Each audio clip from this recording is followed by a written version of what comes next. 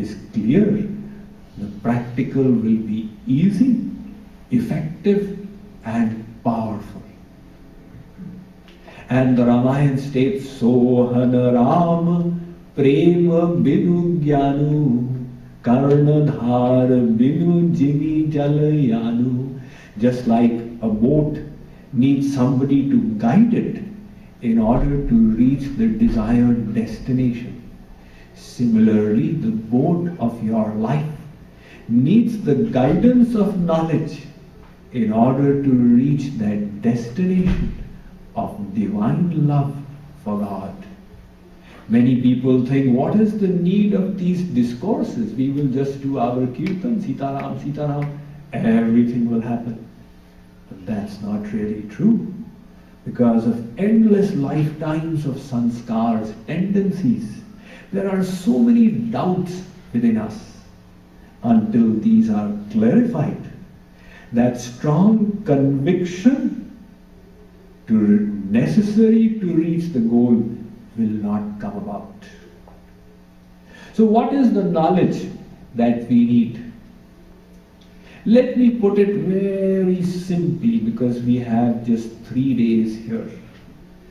You know, I am giving 24 series of lectures in USA. Each of them is 1 week long. This one is the exception. This is 3 days.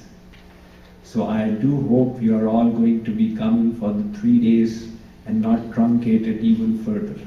But nevertheless, to put it briefly and try and encapsulate all that knowledge, we need the answers to 3 questions. The first question is, who am I? Very simple. Second question is, what is my goal in life? And third question is, how will I attain that goal of life? That's all there is to it. All the scriptures are basically addressing these 3. In other words, if you can possess the answers to these 3 questions, you can confidently feel that you are a knower of all the scriptures. So let us address these questions one by one. First, who am I?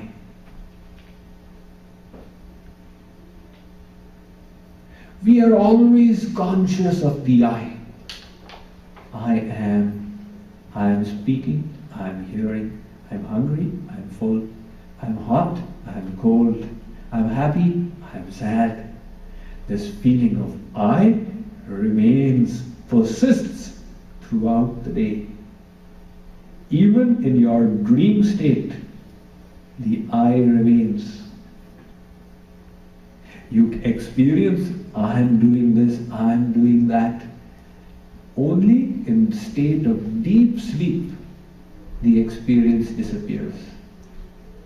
However, I is still there, because when you wake up, you say, Sukhamahama swapsam, I slept very peacefully.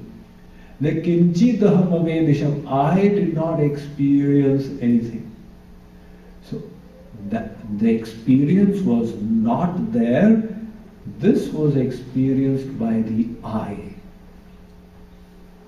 And we also say, mine, my house, my children, my car, my knowledge, my possessions. Now, whatever is mine cannot be I. Let us distinguish. If you say, my father, then you are not the father. He is yours. He is relational to you. For this body, we intuitively realize it is mine. Swamiji, my body is unwell. I will not be able to attend your lecture today. Your body. All right. So you are not the body. There is a pain in my eye. It's been irritating since the last 4 hours.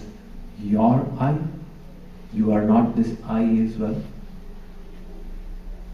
My mind has been wandering, even though your words are falling into the ears, they are not registering. My mind, you are not the mind either. Your topic is not being grasped by my intellect. Your intellect, you are not the intellect either.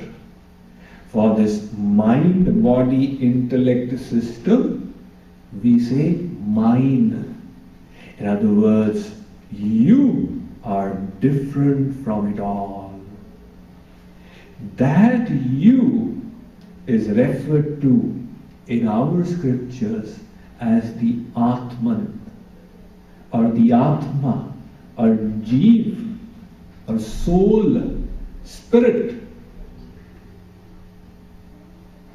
This word Atman means pervading. It comes from the root At.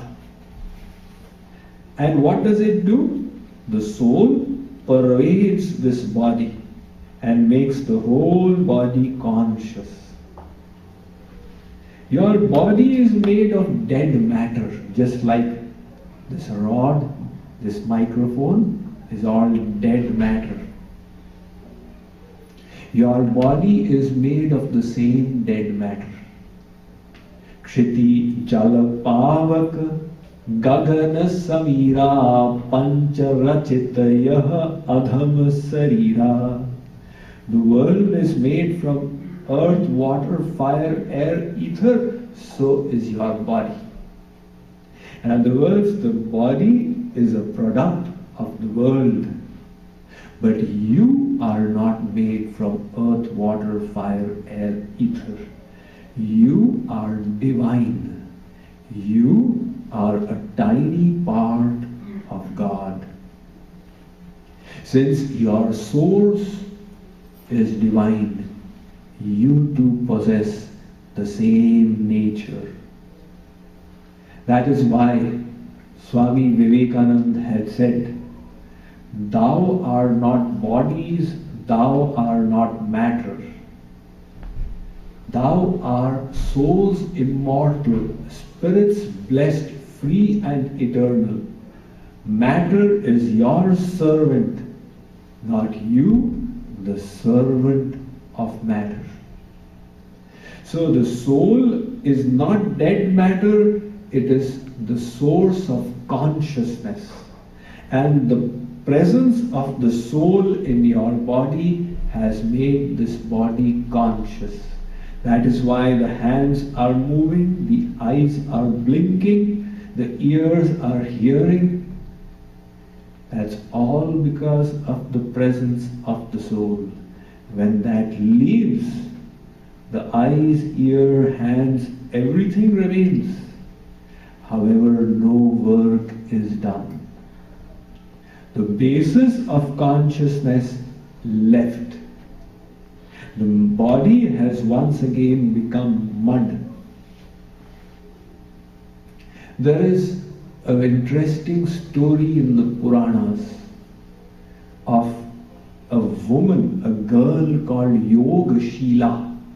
She was well versed in yoga asanas and yogic kriyas.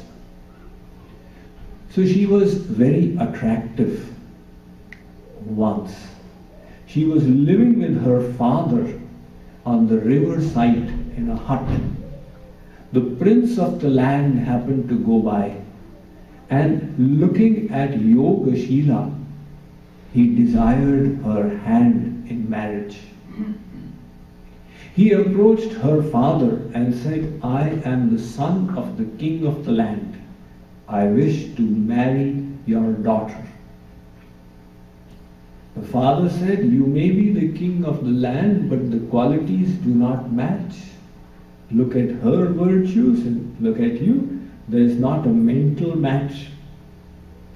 I cannot give the hand of my daughter." He said, "Do you know the consequence of refusing me? I'll get you exterminated along with the hut and your daughter." Yoga Sheila was overhearing this conversation. She said, Father, please allow me to handle the situation. Knowing her wisdom, Father trusted her and said, all right. So she told the prince that I am willing to marry you. However, give me 15 days time to prepare myself. The prince said, all right, 15 days, no problem. I am willing to wait. He went off. During those 15 days, Yogashila, with her yoga kriyas, she would cleanse her system. She would take pills, laxatives, and all the stool she collected in one pot. The urine she was passing, she kept collecting in a second pot. And in the third pot, she would do kunjal kriya and collect all the vomit. After 15 days, when the prince reached there, he knocked on the door. Yogashila came and opened the door. By now she was totally haggard and skinny. She was looking like a witch. The prince said, where is that beautiful girl whom I am supposed to marry? Yogashila said, I am the one. The prince said, you? But you look like a witch and she looked like a beauty queen. Yogashila said, you wish to see my beauty? Come, I will show you. She caught his hand and took him to where the pots were placed. The prince said, where are you taking me? She said, to my beauty. To your beauty? But why is it smelling so bad? She took him to the 3 pots. She said, this is my body. This is what I have done, and I have gathered it in these 3. The prince was brought to his senses, realizing that this body is made of matter, and one day it will go back into that matter. It has come from the earth, it will go back into the earth. So, we are not the body made of dead matter. We are that eternal spark which is a part of God. And the consciousness is spreading from it. You may ask that where does the soul reside? The Upanishad state, in the region of the heart. Hridihi eva atma, Prashnopanishad. Sava esha atma hridhi, Chandogyopanishad. Abhyupagamat hridihi, Kathopanishad. But Swamiji, if the source of consciousness is in the heart, how come the hands are also conscious? You press a thorn in the finger, what happened? It's paining. That means it's conscious. So how did the finger become conscious? From the soul in the heart? Ved Vyas writes, Gunad Alokavat. Just like the light from that halogen, the source is there, the light is reaching right here. Similarly, the soul too spreads its light-like consciousness throughout the periphery of the body. Some portions don't get it. The nail, you cut your nails, do you feel any pain? No. Have they been stuck from the outside? No, they've grown from the body, but the consciousness is not there. And you cut a little more, what happened? The nail got cut. The conscious nail, the Chetan nail has got cut. Within one part you have consciousness and another part you do not have consciousness. So we are that eternal soul. However,